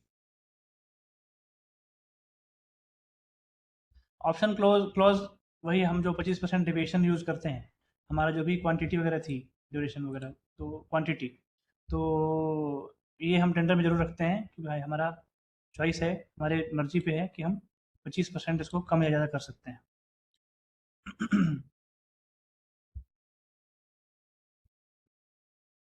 हाँ, ये बहुत इंपॉर्टेंट है। आपने देखा होगा कि सपोर्ट सर्विस के टेंडर 50%, 60%, 40% बिलो जाते हैं, या कोई भी टेंडर आजकल बहुत बिलो जाता है। तो क्या करना चाहिए आप लोगों को? रूल क्या है? एबनॉर्मली लो या एबनॉर्मली हाई बिड में आपको बीईसी को, आपको मतलब बीईसी को, टेंडर कमेटी को, उससे पूछना है बिडर से कि भाई तुम कैसे काम करोगे, ये बताओ। तुमने 50% बिलो कोट किया है, तुम काम कैसे करोगे? अगर उसका जवाब आपको ठीक नहीं लग रहा है तो आपको उसको बाहर कर देना है, उस बिडर को। लेकिन एबनॉर्मली हाई और एबनॉर्मली लो किसको बोलेंगे आप? कितने हाई को आप एबनॉर्मली हाई बोलेंगे, कितने लो को बोलेंगे एबनॉर्मली लो? तो इसका जवाब ये है कि ऐसा कोई डिफाइंड नहीं है, कुछ लिखा हुआ नहीं है 10% बिलो या 20% बिलो। ये आपको अपना बीसी को अपना दिमाग लगाना है या अपना सोचना है कि क्या है। नॉर्मली पहले मुझे याद है कि 20% से बिलो को से मांगना फिक्स हुआ करता था, 20% बिलो, बट अभी वो हटा दिया है वो रूल। तो 15% बिलो है तब भी आप मांग सकते हैं। वही जो मैं बोल रहा था कि कुछ फिक्स परसेंटेज नहीं है, बस वो ये ऐसे किया गया है, उनके डिस्क्रिप्शन भी छोड़ा गया है। अगर किसी आपने पूछा किसी भी टेंडर कॉन्ट्रैक्टर से कि तुम कैसे काम करोगे इतने बिलों में, और उसका सेटिस्फैक्टरी जवाब नहीं दे पाया, तब क्या करेंगे?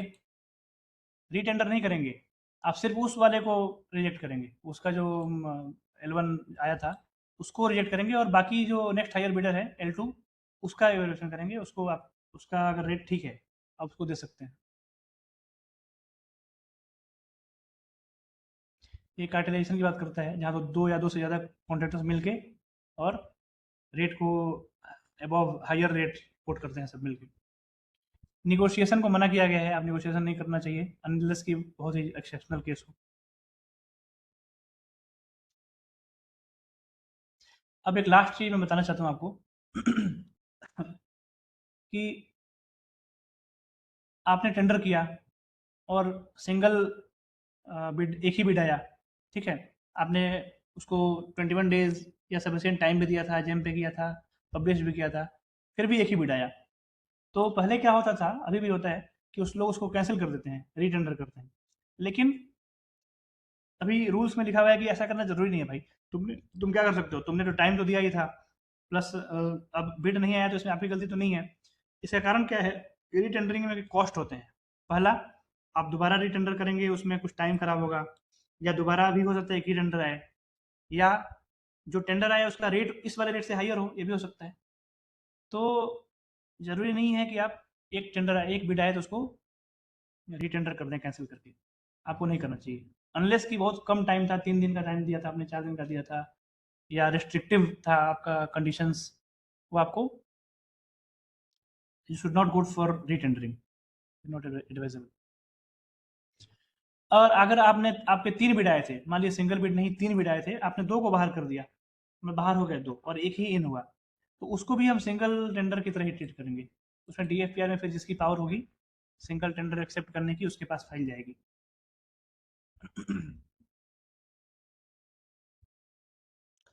अगर टेंडर कमेटी या बीसी वालों के बीच में झगड़ा हो गया, वो एक ने कहा कि नहीं नहीं ये तो इन होगा, एक ने कहा कि नहीं भाई वो मुझे तो लग रहा है कि बाहर होगा, तो क्या करेंगे, क्या होगा? इसमें फिर मेजोरिटी से फैसला होता है, मेजोरिटी जो कहती है वो होता है, और जो मेंबर अपोजिट मतलब दूसरे व्यू का होता है उसका भी एक कागज लगता है साथ में, डिसेंट नोट, कि भाई इनका व्यू थोड़ा अलग था, ये है। और चेयरमैन या जो भी अथॉरिटी है, जो फाइनल अथॉरिटी है, वो चाहे तो अपनी मर्जी से जो भी डिसेंट नोट एक्सेप्ट करना है या क्या करना है वो डिसीजन ले सकती है। क्या क्या दोनों पार्टी में से किसका किसकी बात माननी है, ये इंपॉर्टेंट है।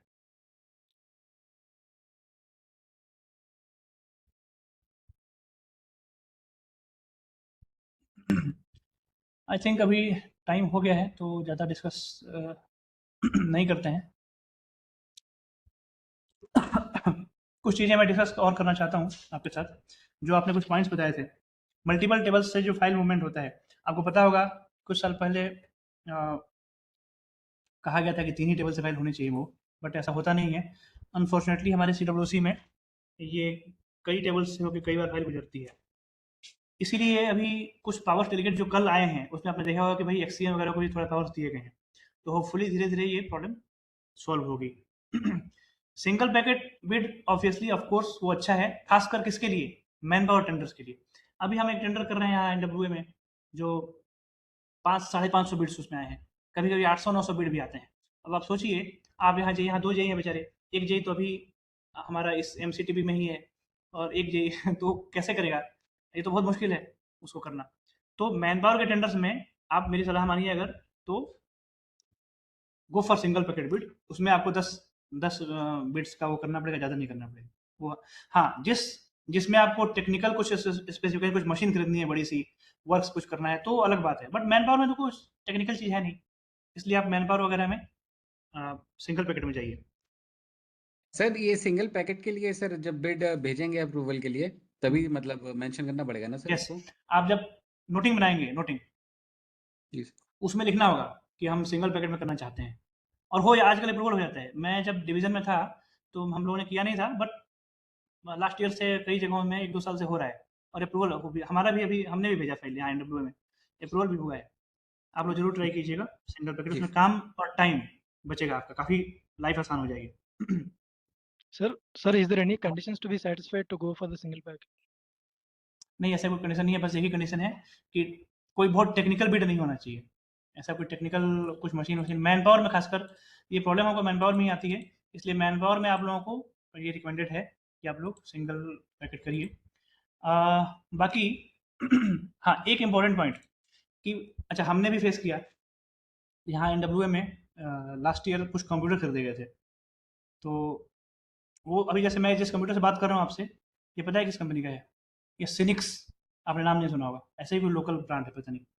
तो वही हुआ जो आप बोल रहे हैं कि हमको खरीदना तो था HP या डेल, और आ गया सिनिक्स। ऐसा कैसे हुआ? क्योंकि L1 वही है जेम पे। ये समस्या आप लोग सब फेस करते हैं, बहुत इंपॉर्टेंट है। किसी 2 लोगों ने पूछा भी है मुझसे कि हमको जो चीज़ चाहिए L1 कुछ और लोकल ब्रांड हो जाता है। इसका मैंने रिसर्च थोड़ा बहुत मतलब इस पे वर्क किया है। आपको मेहनत करनी पड़ेगी। आपको मैं एक केस दिखाऊंगा, आप सब जब NWA आएंगे एक आध वीक बाद, 10-11 को आप आने वाले हैं, शायद 12 को मैं शेयर करूंगा। एक बहुत ब्यूटीफुल एग्जांपल है। कंप्यूटर खरीदने थे यहाँ हमारे NWA को नहीं, बगल में CWPRS है उनको, और उसके जेई ने बहुत मेहनत की, ऐसा खोजा, ऐसी चीज़ें खोजी जिससे कि जो बिड आए वो HP का ही आए। भाई कोई तो चीज़ होगी जो HP कंप्यूटर में होती है और इस सिनिक्स में नहीं होती, कुछ तो होगा। आपको बस थोड़ा मेहनत करना पड़ेगा। टीवी के साथ भी वही हुआ। तो ऐसी चीज़ें हैं जो सोनी के टीवी में हैं और कोई जो लोकल है उसमें नहीं है। एग्जैक्टली वो क्या चीज़ है वो मैं आपको शेयर कर दूंगा डॉक्यूमेंट, बट वो पॉसिबल है। आपको थोड़ा मेहनत करके, रिसर्च करके, मार्केट में जाके और वो करके वो करना पड़ेगा। मैं आपको वो ज़रूर शेयर करूंगा कि क्या चीज़ आप डाल सकते हैं जिससे कि वो आपको जो मनचाही चीज़ मिल जाए। ठीक है? और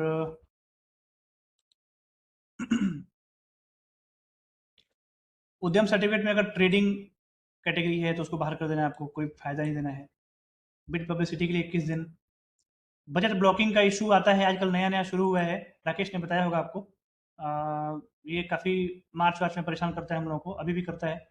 आप इस पर ध्यान दीजिएगा कि कोई अननेसेसरली बजट ब्लॉक करके आपका जेम में ना रखा रहे। फिर मेरा सजेशन है कि वर्क ऑर्डर जरूर दीजिए, इवन इफ जेम का टेंडर में ज़रूरत नहीं है देने की वर्क ऑर्डर, बट मेरा एक्सपीरियंस है और मेरा सजेशन है कि आप लोग दिया कीजिए, इससे आपका लाइफ आसान होगा। फिर सेलर ने अगर MSME एग्जाम्पशन अप्लाई नहीं किया है जेम पे, उसको बाहर कर दीजिए, मतलब उसको एग्जाम्पशन मत दीजिए किसी तरह का। मैन पावर को अलग ट्रीट कीजिए, सर्विसेज को अलग ट्रीट कीजिए। बस यही चीज़ें थी जो हम डिस्कस कर रहे थे। आई थिंक यस, और कोई इशू तो छूटा नहीं है। Sir, one more doubt, sir. Sorry Sir, one doubt, sir. Actually, while we are giving the gem order, sir, the final service end date will be beyond the approval date, sir. Yeah, that is what I mentioned in the, I think in the beginning or in the middle of my presentation, and this is the same point why I want you to give a work order. ये बहुत important issue है, everybody please note. ये I think आप ये बोलना चाह रहे हैं कि जब आप जेम पर टेंडर ऑर्डर देते हैं तो इट काउंट्स 2 years और 1 year whatever is the date of the contract from the date you are actually generating the contract. Am I right? यही बोलना चाह रहे हो ना? Yes, sir. Yes, sir. या ऐसा होता है, इसका कोई उपाय नहीं है। आप Then we need to give the one more work order in offline, sir. Yes, आपको वर्क ऑर्डर देना ही चाहिए, ऐसे भी देना चाहिए। ऐसा कई केसेस हो चुके हैं। आपने सोचा था कि आप 1 जनवरी से टेंडर कर देंगे, बट अप्रूवल आते-आते 4 अप्रैल हो गया। Yes, sir. अब आप अप्रैल से देंगे, अप्रैल से 2 साल काउंट करेगा। इसीलिए मेरी सलाह है कि आप अप्रैल से दीजिए, बट वर्क ऑर्डर में लिख दीजिए कि भाई तुम्हारा कॉन्ट्रैक्ट का ड्यूरेशन यही होगा। बिल में वही वर्क ऑर्डर लगाइए, सारे ठीक है। कम्युनिकेशन में वही वर्क ऑर्डर यूज़ कीजिए, अपना वर्क ऑर्डर। ठीक है, sir. ठीक है? Okay. हाँ सर। हाँ। हाँ Excuse me. सर, जैसे कि अ,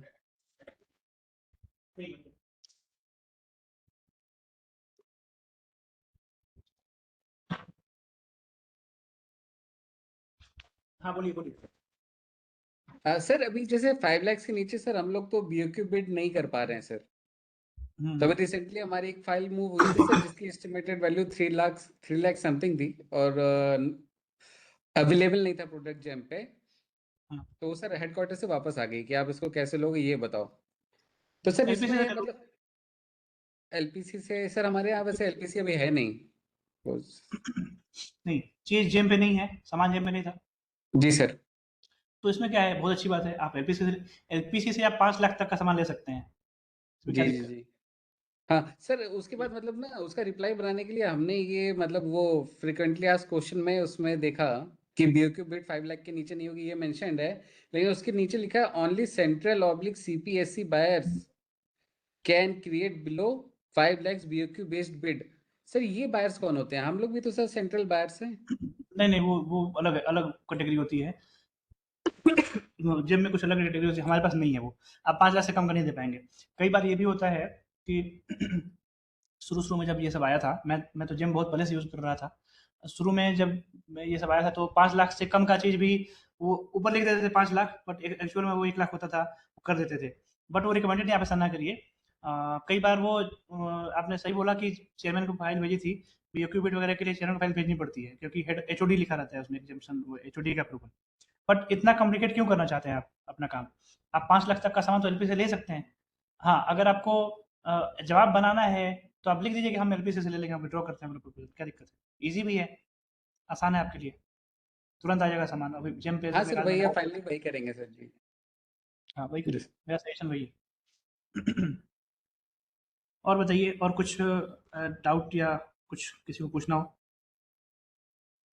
जेम में बिल तो फेल होते हैं यार, ये इसका कोई मतलब हमारे पास सॉल्यूशन नहीं है, बिकॉज़ वो जेम का अपना कई बार वो कुछ फँस जाता है बिल, उसमें बजट ब्लॉक हो जाता है, हमको मेल करना पड़ता है, बट वो है फ्रीक्वेंटली होते हैं।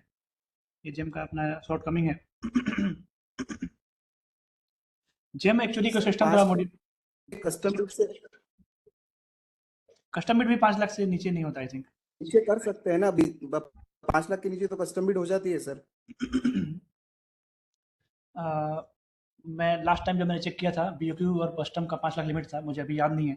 राकेश ने बताया होगा आपको, राकेश ने बताया था नहीं, क्या? कस्टम होता है सर, कस्टम हो जाता है ना? होता है सर, कस्टम तो काफी साल से कस्टम हो जाता है 5 लाख के नीचे, बीओक्यू नहीं हो पाता। हाँ, बट कस्टम बिड के लिए भी फाइल आपको चेयरमैन को ही भेजनी पड़ेगी, उसका भी अप्रूवल एचओडी ही देता है। हाँ सर। उसका अप्रूवल भी चेयरमैन ही देगा। But I am not sure, आप श्योर हैं क्या कि 5 लाख से कम कस्टम बिड हो जाता है? हाँ सर, अभी मैंने चेक कीजिए। मेंशन स्क्रीन और पेन इवोपरेटर इन मैंने सबका करा है, हमने भी किया है, 4 लाख 50,000 का की अमाउंट था चीज़ तो देखी। कस्टम बिड से ही करा है। नहीं, 5 लाख से कम का बीओक्यू भी मैंने कर दिया है पहले, बट वो रूल नहीं था, एक बार चेक करना पड़ेगा वो रूल है कि नहीं। एक्चुअली मैं सर चेक करके बोलता एस्टिमेटेड हूँ। वैल्यू 5 लाख डाल के कुछ कुछ कर लेते थे कभी, लेकिन यस मतलब यस, वो करना सही वही नहीं वही था। बोल रहा हूँ। मैंने एक कुर्सी खरीदी थी, मुझे याद है, डिवीजन में खरीदी नहीं थी, बट ऐसे ट्राई किया था। 50,000 की कुर्सी थी और वो 5 लाख डाल दिया उसमें, तो हो गया बीओक्यू या कुछ भी जो भी करना था। कस्टम बिड, कस्टम बिड का भी 5 लाख ही लिमिट है, मुझे यहाँ तक याद आ रहा है। फिर भी मैं एक बार चेक कर लूंगा, अगर आप ऐसा बोल रहे हैं तो। अगर आप उसमें एस्टिमेटेड कॉस्ट 5 लाख डाल देंगे तो ले लेगा उसको, बट हम तो 5 लाख के नीचे ही डाला था कस्टम के अंदर, 2 लाख 1 लाख का भी, 40,000 का भी करा है हमने, ठीक तो है, कस्टम में हो लेता सकता है है वो। वो। मैं चेक करूंगा। राकेश ने बताया होगा ना आपको, शायद नहीं बताया होगा तो मैं चेक करूँगा, बताऊंगा।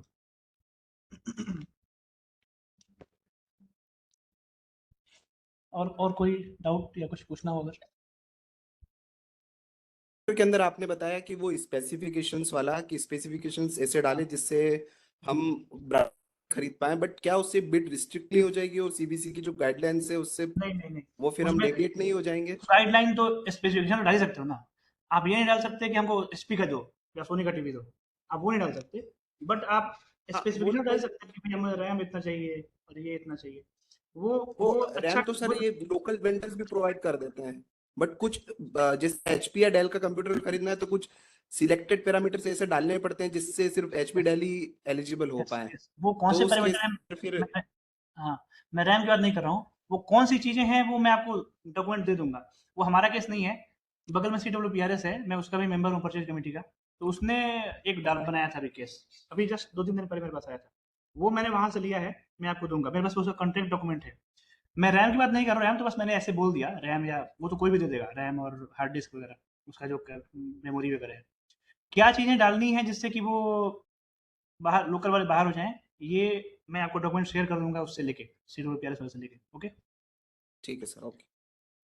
और कोई आपको अगर खरीदना हो कोई भी चीज़, नॉट ओनली कंप्यूटर, तो आपको अगर ये प्रॉब्लम आ रही है तो थोड़ा सा रिसर्च कीजिए, दुकान में जाइए, किसी इंजीनियर वगैरह से बात करके कुछ ना कुछ मिल जाता है। ऐसे 2-3 केसेस उन्होंने हैंडल किए हैं। सर लेकिन ये जो हम लोग जो कंप्यूटर्स की बात कर रहे हैं बिड के लेने की या फिर कंडीशन रिस्ट्रिक्ट करने की, सर कंप्यूटर तो अवेलेबल हो जाएगा, उसको बिड कर ही नहीं पाएंगे मतलब अगर 10 लाख के ऊपर नहीं हुआ तो एस्टिमेटेड प्राइस तो। हाँ, मतलब उनका केस तो यस, आप सही बोल रहे हैं। हेलो, उसका 10 लाख से कम उनका जो केस था वो 10 लाख से ऊपर का था, इसलिए मैं बोल रहा हूँ 10 लाख से ऊपर का नहीं केस सर, था। अपने डिविजन्स में तो मेनली सर सब अंदर ही है इसके होगा। बट आप हाँ, बिड तो उसमें कर सकते हैं सर, 50,000 आप से 10 उसमें लाख की भी चाहे नहीं, तो बिड कर सकते हैं। आप उसमें उसके जो गोल्डन पैरामीटर्स हैं उसके साथ कुछ प्ले कर सकते हैं। वो चेक करना पड़ेगा कि क्या पैरामीटर डालने से पॉसिबल है या नहीं है। मैं उनका जो पैरामीटर्स उन्होंने एग्जैक्टली क्या लिया था वो एक बार शेयर करूंगा। मैं सौरभ सौरभ को दे दूंगा, सौरभ आपके साथ शेयर कर लेगा। उसमें अगर आपकी बात सही है, आपका पॉइंट बहुत अच्छा है कि भाई हमको तो डायरेक्टली लेना पड़ेगा, डायरेक्ट प्रोक्योरमेंट करना पड़ेगा, तो उसमें बिड तो करना नहीं है। तो फिर हम ये कर सकते हैं कि हम जो गोल्डन पैरामीटर्स हैं उससे प्ले करके देख सकते हैं कि क्या करने से वो आ सकते हैं। 50,000 से 10 लाख के बीच बिड भी कर सकते हैं हम चाहे तो, अगर हमारा रिक्वायरमेंट है बिड करना है, हमें हाँ, डायरेक्टली यस खरीदना है। यस यस यस, कर सकते हैं। वो मना नहीं है कि भाई नहीं करना है, आप कर सकते हैं, कर लीजिए ना बिड, दिक्कत नहीं है। ये अच्छी बात है, ये सही बोला। बिड तो कर ही सकते हो, मना थोड़ी है। अगर बिना बिड किए गोल्डन पैरामीटर के साथ प्ले करके हो जाता है तो वेल एंड गुड, नहीं होता तो बिड कर लीजिए। ठीक है। और सर वो क्रैक के बारे में थोड़ा बता दीजिए सर, क्रैक के पहले क्या देखना मतलब ज्यादा एसेंशियल है। मतलब आपको सामान की क्वालिटी देखनी है। दो तीन चीजें जो मोटी मोटी चीजें हैं तो आपको ही अच्छे से बताओ, सामान ठीक है कि नहीं, प्लस उसका डिलीवरी से टाइम पर किया है कि नहीं, ये देखना है। डिलीवरी टाइम पर सर नहीं वो किया जैसे होगा। जैसे सर एक प्रोडक्ट था, हमको किसी ने सप्लाई कर दिया सर, हम्म, फिर ओईएम आता है, ओईएम हमसे बोलता है कि सर उसने हमसे नहीं लिया था, आपको सीधे कहीं और से लेके दे दिया है, तो वो हमारे ऊपर इसीलिए ये भी बोल रहा है, ये इशू है ये सर, ये मतलब भी ये कैसे करें सर। नहीं, तो आप इसका उपाय ये है कि आपको ओईएम, जब भी आप बिड करते हैं, अगर आपको कोई ऐसी चीज लेनी है तो आप ओईएम सर्टिफिकेशन भी उसमें लगाइए, अपने टेंडर में डालिए कि भाई तुम हमको ओईएम सर्टिफिकेशन की कॉपी दो, तभी हम तुमको इन करेंगे। ऐसा नॉर्मल केसेज में ऐसा नहीं होता। कोई हाई फाई मशीन, जैसे मैंने कुछ ऐसे प्रोक्योरमेंट्स देखे हैं जो कुछ बड़ी बड़ी मशीन्स हैं स्पेशल टाइप की, उसमें आप किस किस केस की बात करें, एग्जैक्टली किस केस की? मतलब एग्जैक्टली सर, मतलब एक रेफ्रिजरेटर था, मतलब लैब में यूज होता है सर वो, तो वो जो वेंडर था उसने मतलब किसी का ओईएम यूज करके हमको वो दिया सामान सर। नहीं, तो ओईएम आपको आपको अप्रोच नहीं करेगा वो। दूसरे बिल्डर ने कंप्लेन किया होगा कि भाई सर उसके पास वो नहीं है, यही हुआ होगा, मुझे पता है। हाँ तो वो आकर के सर हाँ, मतलब तो सर वो आप उसको एंटरटेन मत कीजिए इन चीज़ों को। OEM okay. अगर कोई बहुत बड़ी, नॉर्मली हम इतनी बड़ी मशीन वगैरह नहीं लेते, क्योंकि इनके यहाँ सिर्फ में 50 लाख 60 लाख 70 लाख की मशीन से लोग लेते हैं। टेक्निकल इसमें कुछ कुछ लेते हैं ऐसे, तो उन चीज़ों में जरूरत पड़ती है। कई बार हमको कुछ सॉफ्टवेयर खरीदना पड़ता है, हैकरैस कुछ भी लेना है, हैक जियो रैस वगैरह या आर्क जीआईएस जो प्रोप्राइटरी आइटम है। बट नॉर्मल केसेज में आपको जरूरत नहीं पड़ेगी वो ओईएम सर्टिफिकेशन वगैरह वो सब मांगने की, बट मांग सकते हैं अगर चाहें तो। जी सर जी। बिड में डाल सकते हो।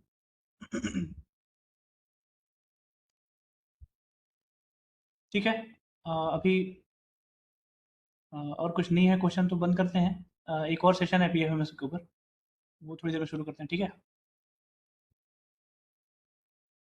जी सर। ओके ठीक सर है। एक टाइम दे दीजिए कितने बजे सब लोग असेंबल आ, होंगे। अब तो 4:30 शेड्यूल 4:30 ही था, तो हाँ, अभी 4:22 हो गए हैं। आई थिंक 15 मिनट में असेंबल हो गया हम लोग सब लोग। 15 हाँ। मिनट में क्या पॉसिबल ठीक है, है? ठीक है सर। हाँ, चलिए। 4:40 पे स्टार्ट करते हैं सर। हाँ 4:22 तो हो गया, 4:40 पे स्टार्ट करते हैं। हम्म।